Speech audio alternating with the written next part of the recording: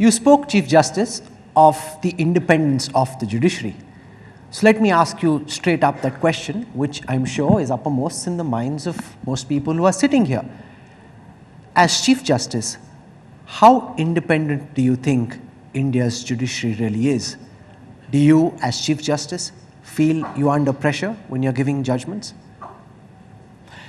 I must tell you this.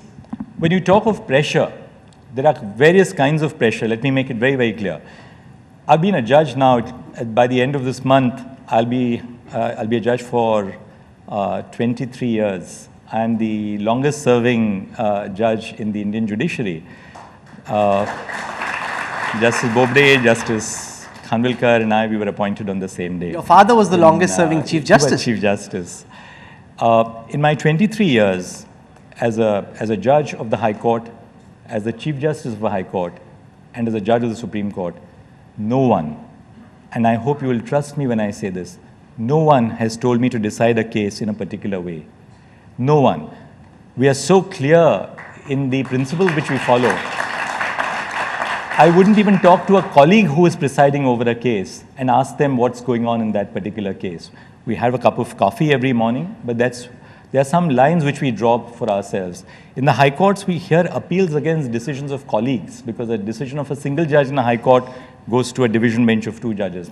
We are sharing lunch, and I'm hearing an appeal against that colleague's judgment. We never share the fact that I'm sitting in judgment over that judge's judgment. That's part of our training. So there's no question if by pressure you meant a sense of pressure from the executive, from the political arm of government, absolutely no. And I hope I'm speaking for the rest of the system as well. But when you talk of pressure in the sense of pressure on the conscience, pressure on your mind, pressure on your intellect, yes, of course, I'll be a hypocrite if I say that, the cases which come up before us don't give rise to a sense of doubt, a sense of searching for the correct solution. Because particularly in the Supreme Court, you have cases which don't command of one particular solution. It's not, 1 + 1 is equal to 2. There's more than one solution to a case which can emerge. And you know that what you are deciding today has wider ramifications for society, not just today, but for the future. So a lot of work that we do in the court is based on how we envision our society should be in the future. And when you are deciding something as crucial as the path which our society should take for the future, obviously the judges are going to be in a sense of introspection, a sense of reflection. I don't think I would call that pressure, but just the search for the truth and the search for the correct solution. नहीं, ये सवाल अहम है, इसलिए मैं एक बार आपसे फिर से ये सवाल पूछना चाहूँगा, क्योंकि देश भर में जो लोग इस वक्त आपको देख रहे हैं, उनके जहन में कहीं ना कहीं ये सवाल होगा कि क्या भारत के सुप्रीम कोर्ट के जजेस पे दबाव रहता है, सीधे तौर पे सरकार से दबाव रहता है कोई ना कोई फैसला देने के लिए। इस सवाल पर बतौर चीफ जस्टिस, जस्टिस चंद्रचूड़, आपकी क्या राय?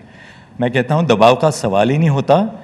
आपने अभी थोड़ी देर पहले इलेक्शन कमीशन के निर्णय का जिक्र किया। यदि दबाव होता तो क्या ये निर्णय आ जाता? Election commission judgement is one judgement. I can give you judgment after judgment which we deliver with such routine, in such routine manner, which never makes the headlines in the newspapers, because these are not big ticket judgments affecting, some political arm or some political issue.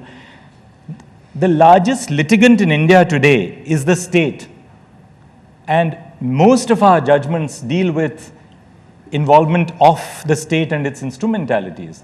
And we are holding against the state, I'm not just saying government, but against the state, in such a large number of issues, whether it's crime, whether it's pensions, whether it's somebody's employment, whether it's somebody's insurance policy. And I don't think that even the government in that sense, and let me be very candid about it, that there is a certain robust nature of our own democracy which we must have trust in. We are now living in an age, because of social media, where we have grown increasingly distrustful of public institutions. But we must also understand that over the last 70 years, our democracy has developed very clear and defining lines of the separation between the executive, the legislature, and the judiciary.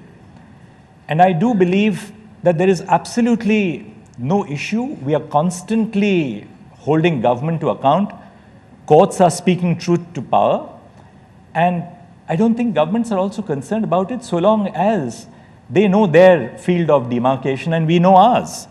And we know which is the line which separates, say, policy from law, politics from law.